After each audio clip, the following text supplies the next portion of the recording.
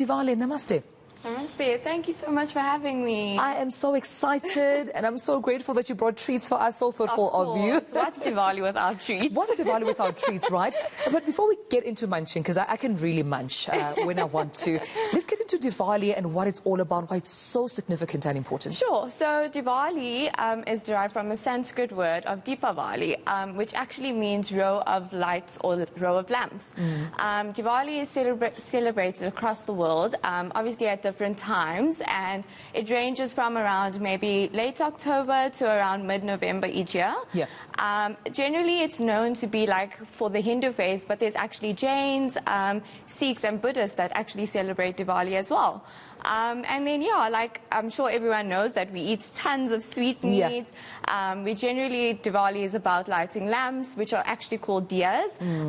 And we celebrate with family, we get together, we have all these treats, we have a meal together and exchange gifts and treats as well. And generally people go and buy new clothes for Diwali as well. That's beautiful. So what does a typical day then look like when you wake up in the morning and you're about to celebrate Diwali with your family?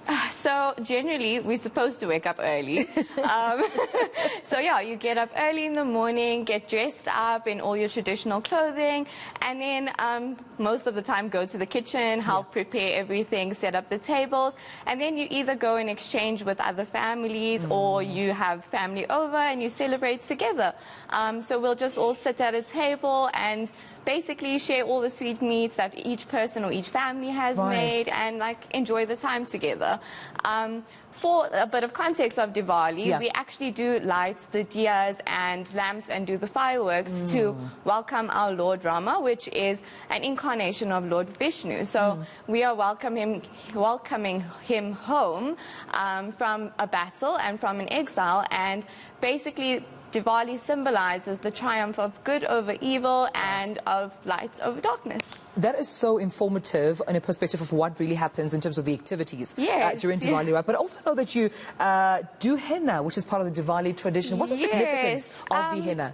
So henna generally is just for happiness, for good luck. It's we just do it as part of the celebration. It's for me, I do henna like all the time because I just love having it on me. But yeah, it's just part of the celebration. It's part of our dressing up. We just do it as a form of happiness, and apparently it does symbolize some good luck as well. Absolutely. Who doesn't want good luck? Yeah, exactly. So you definitely need to have some henna on you. So I just want to ask the camera just to peek through at the delicious treats that you've brought for us.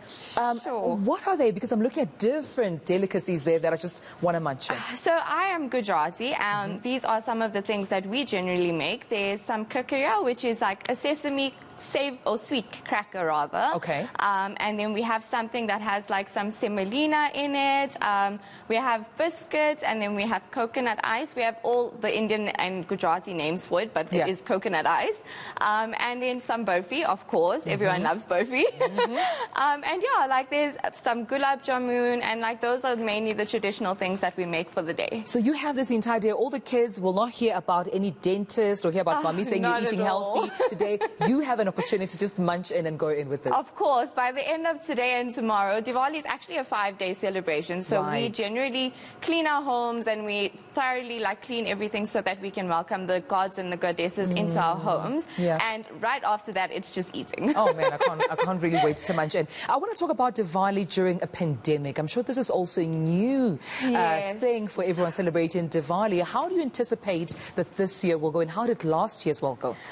So last year was quite sad, unfortunately. Most of us were confined to our homes, and I mean, it was quite difficult because it is a celebration that you want to be with family, you want to burst fireworks, and that wasn't possible last year.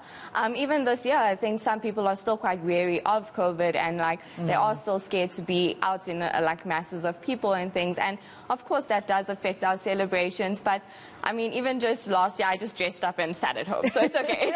And had your hashtag on social media, and that was it, right? Yeah, basically. But also, I'm sure there's a way in which you also encourage people to celebrate it safely, because like I said, it's a time for families. It's time to hug and love up on your loved ones. Unfortunately, we still have to make sure that we keep safe. 100%. And I think maybe gathering with your small immediate families and still having those people around you might make it still feel like it is Diwali. Yeah.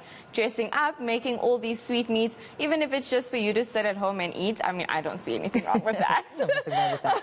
Indeed, nothing wrong with that. Yeah. All right, then we'll leave it there. Thank you so much, Trishal, for joining us. I'm so excited to have a taste. Please, Gareth, do not even think about it.